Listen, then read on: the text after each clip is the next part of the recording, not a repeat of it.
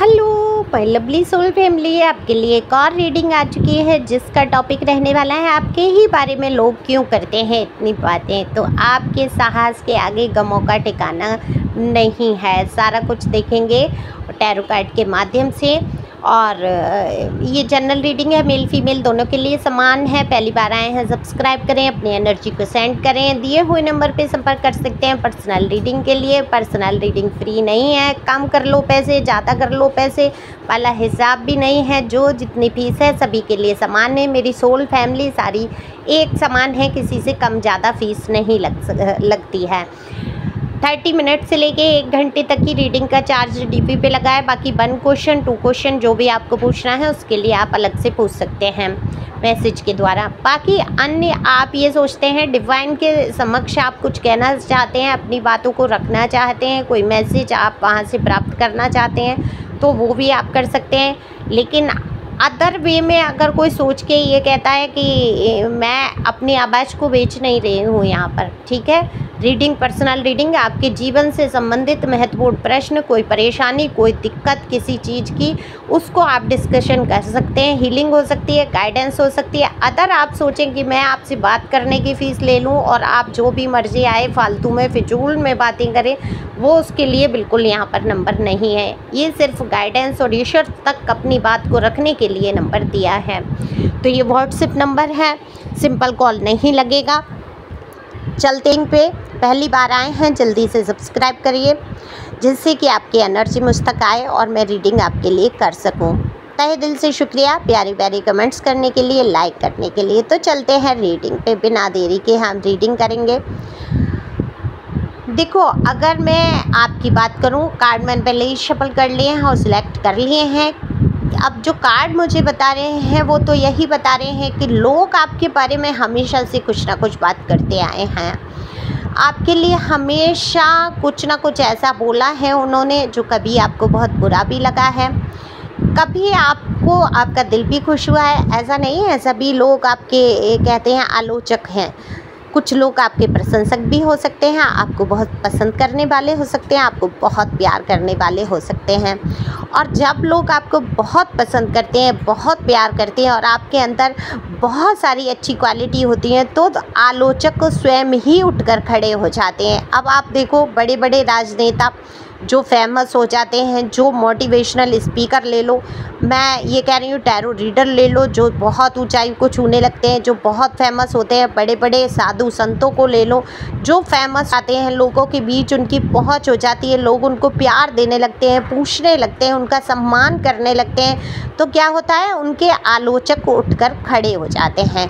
तो आलोचक जब उठकर खड़े हो जाते हैं और बात करना, चर्चाएँ करना उनके लिए फिजूल की शुरुआत कर देते हैं, तो क्या होता है, तब पता चलता है कि वो कितने फेमस हैं। तो जब भी आपकी कोई करेगा या आलोचना करेगा तो आपको दुखी नहीं होना है उस चीज़ से। आपको सोच लेना है कि आपकी ये आलोचनाएं इसीलिए हो रही हैं कि आप उच्च शिखर पर जाकर बैठने वाले हैं। तो बिल्कुल आपके साहस ने हमेशा आपको एक उच्च शिखर दिया है, आप कभी नीचे नहीं गिरे। हालांकि आपको पैर पकड़ पकड़ के कीचड़ में खींचने की बहुत कोशिश की है। ये देखो, आपके कार्य क्षेत्र से हो सकते हैं, आपके घर परिवार के लोग हो सकते हैं, आपके रिश्तेदार हो सकते हैं, आस पड़ोस के हो सकते हैं, जाने अनजाने लोग हो सकते हैं जो आपके विषय में चर्चा करते हैं या आपको नीचा दिखाने की कोशिश करते हैं। लेकिन देखो, आपके बारे में यही बात नहीं है कि आपके बारे में इसलिए ही बात करते हैं कि आपके अंदर कुछ कमी है।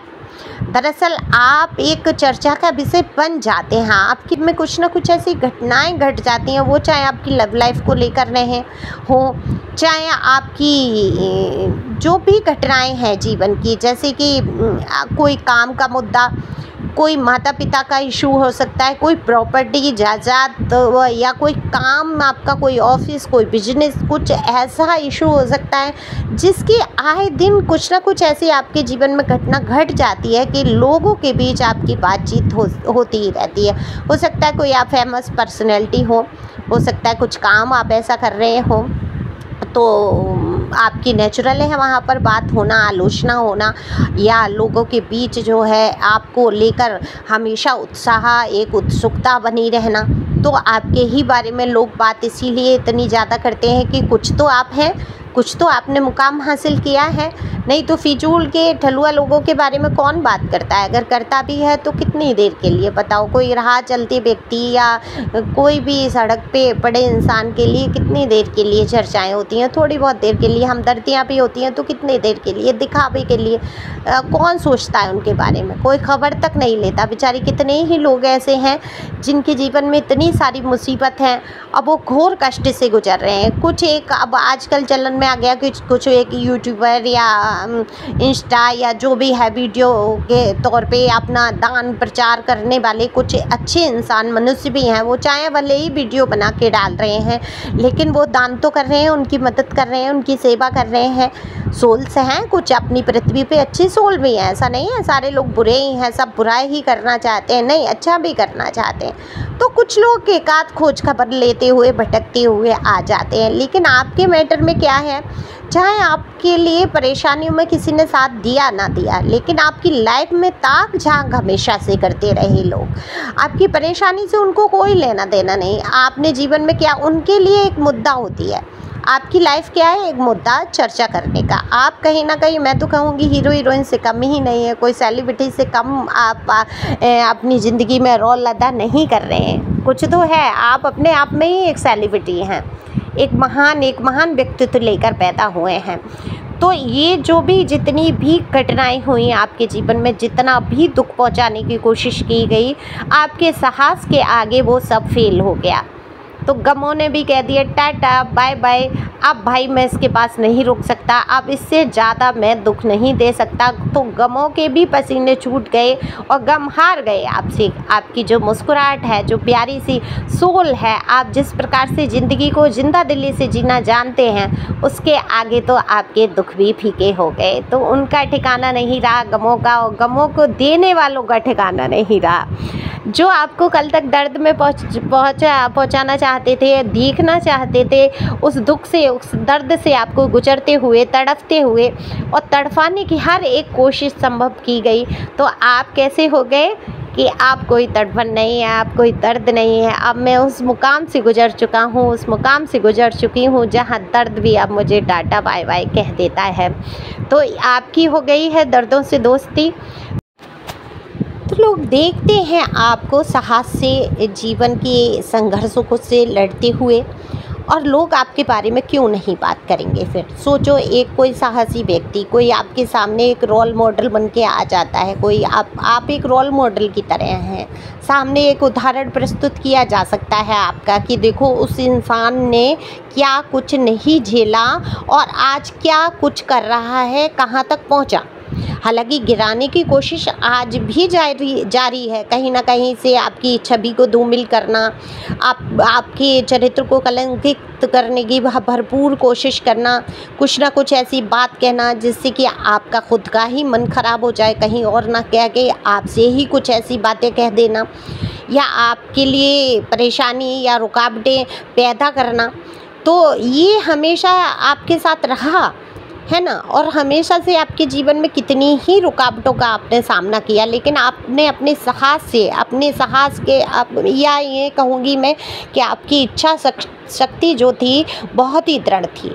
आप दृढ़ता से टिके रहे, आपने अपना पेशेंस, जो धैर्य है, वो कभी खोया नहीं। आपने जब धैर्य नहीं खोया तो अपने आप को आपने संभाला भी बखूबी, और जब आपने हालातों से जूझते हुए अपने आप को संभाला तो लोगों ने वो भी देखा कि ऐसे हालातों से गुजरना अमूमन सहज नहीं होता।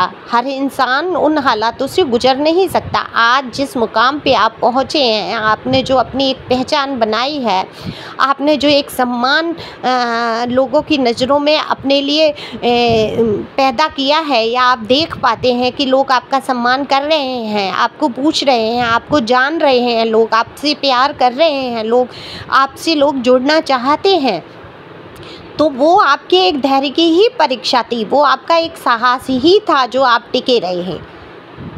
उन चीज़ों में टिके रहे जिन चीज़ों में टिकना आसान नहीं था।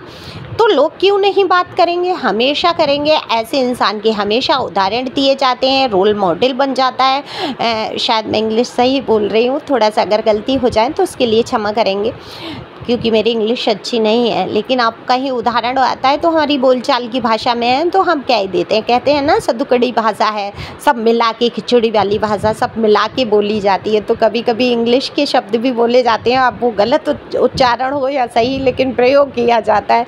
तो मेरी भाषा ऐसी है, तो आप उसमें मेरा सहयोग करेंगे समझने में।